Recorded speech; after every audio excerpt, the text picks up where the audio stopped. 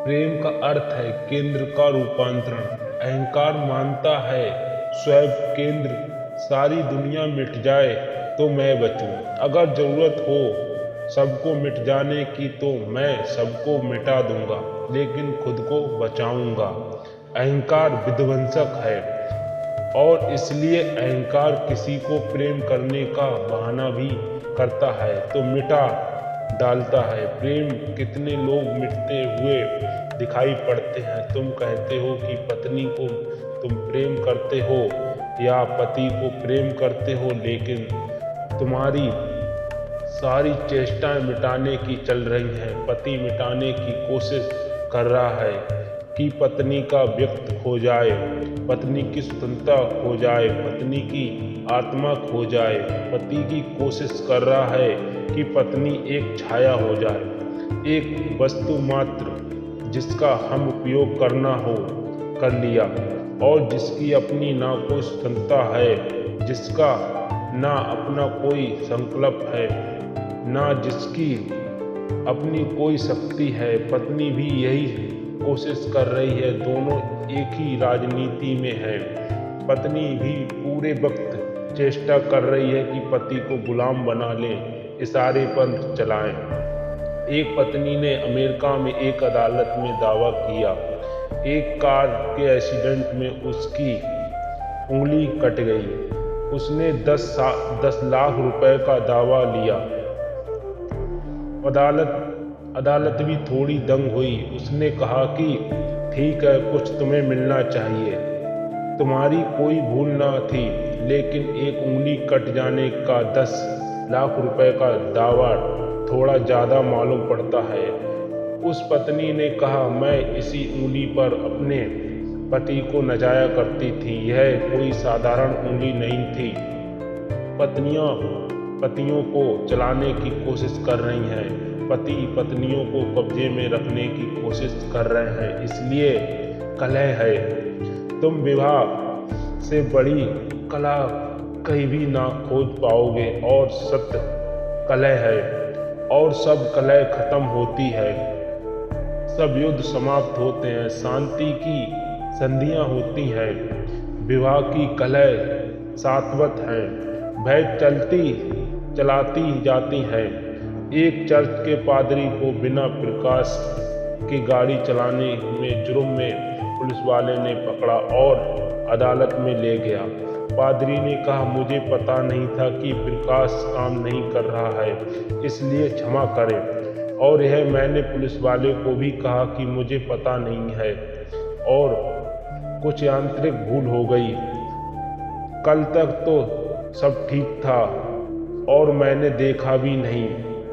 जज ने कहा, यह कोई बहुत बड़ा जुर्माना ना था, और पुलिस वाले ने भी भरोसा करता हूँ और आप पर भी, लेकिन क्या आप सोचते हैं कि पुलिस वाला आपको इसलिए पकड़ लाया कि वह आपसे नाराज है या आपसे पीड़ित है, या आपने उसकी कोई हानि की है?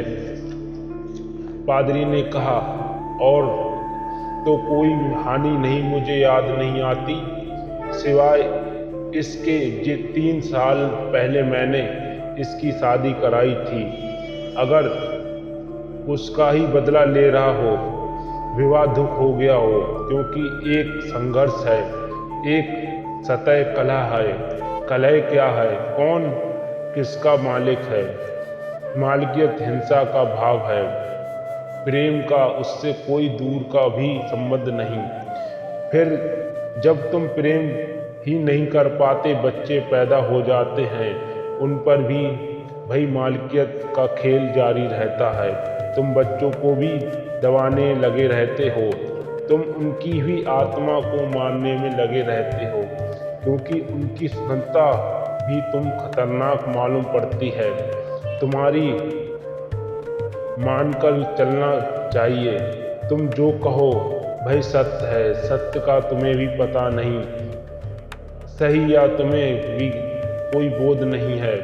जिंदगी खुद तुम्हारी व्यस्त चल रही है, लेकिन एक छोटे से बच्चे के सामने तुम मालिकियत का दावा करते हो।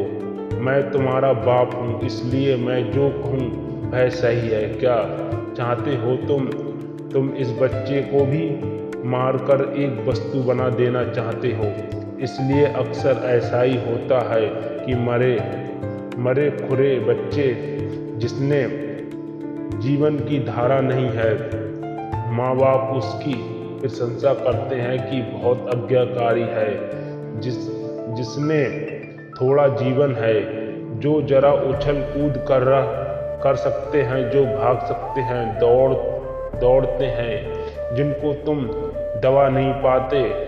माँ बाप उनकी शिकायत कर सकते हैं, लेकिन एक बड़ी हैरानी की बात है कि जिन बच्चों को भी माँ बाप आज्ञाकारी कहते हैं, जिंदगी में बेरौनक सिद्ध होते हैं, और जिन बच्चों को भी माँ बाप शैतान मानते हैं, जिंदगी में वे एक चमक लाते हैं। उनके पास ऊर्जा है, लेकिन फिर भी हमारा पूरा पाखंडयंत्र यह है कि मैं सबको दबा दूं, अपने चारों तरफ मैं मालिक होकर बैठ जाऊं। यह जो मालिकियत की इतनी आकांक्षा है, इसके कारण प्रेम का बीज फूट नहीं पाता है। प्रेम का अर्थ है अपने अहंकार को विसर्जित करने की कला। अगर तुम सच में ही अपने बेटे को प्रेम करते हो, तो तुम अहंकार को छोड़ दोगे बेटे के चरणों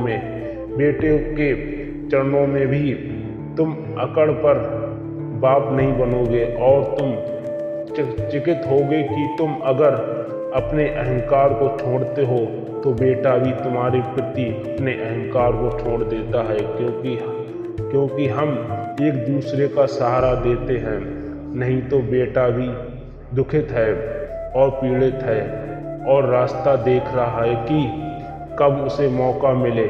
जल्दी मौका मिलेगा, धीरे धीरे तुम कमजोर होगे, बूढ़े हो जाओगे। भय ताकतवर होगा, जवान होगा, भय तुम्हें सताएगा, भय बदला लेगा, और तुम सोचोगे कि बेटा बिगड़ गया, लेकिन तुमने जो बोया था वही तुम काट रहे हो। जब बेटा कमजोर था तब तुमने सताया, अब बेटा ताकतवर है, तुम कमजोर हो गए, अब बेटा सता रहा है। यह सीधा कर्म का नियम है, वही तुम काटते हो जो तुम बोते हो। अगर तुमने बेटे के सामने अहंकार की अकड़ ना रखी होती, तो जब तुम कमजोर होते तो बेटे भी संभालना ना थी कि अहंकार की अकड़ रखता।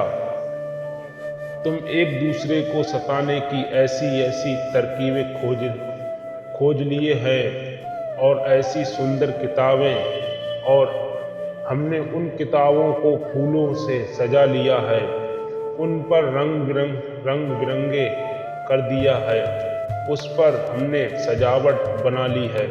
हम अच्छे नामों से छापते हैं, हम प्रेम के नाम पर मारते हैं, हम व्यवस्था के नाम पर हत्या करते हैं, आज्ञा के नाम पर हम अपने अहंकार की घोषणा करते हैं। राजा प्रजा होई रुचय, शीश दे ले जाए। और जिसने भी चाहा हो प्रेम को, वह ध्यान रखो, चाहो ना चाहो प्रेम बिना तुम लिप्त होगे, खाली होगे, खाली घोड़े की भांति। तुम्हारी जीवन में एक रुदन होगा, तुम उत्सव से ना भर सकोगे। प्रेम बिना कभी कोई उत्सव को उपलब्ध नहीं होता, ना कभी हो सकेगा। वह जीवन का शाश्वत नियम है। तो शीश देने का पहला तो अर्थ है अहंकार को झुका देना।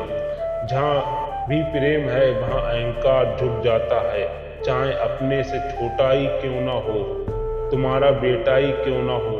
अगर प्रेम तो अहंकार नहीं होता, पत्नी क्यों ना हो तुम्हारी, तो तुम अकड़ कर प्रति देवता बनकर खड़े नहीं होते, तुम वहाँ झुक जाते हो। अगर ऐसा नहीं कि तुम किसी के सामने झुक रहे हो, कि पत्नी के सामने झुक रहे हो कि पत्नी ने तुम्हारे सामने झुक रही है। वस्तुतः दोनों ही प्रेम के सामने झुक रहे हैं, दोनों ही प्रेम के देवता के चरणों में झुक रहे हैं। कोई किसी के सामने नहीं झुक रहा है, दोनों ही झुक रहे हैं।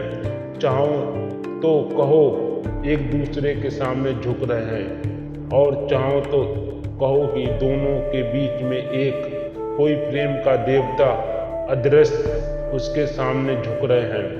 तो शीश का एक अर्थ है अहंकार और दूसरा अर्थ है विचार, क्योंकि तुम्हारे सिर में सारे विचारों का संग्रह है।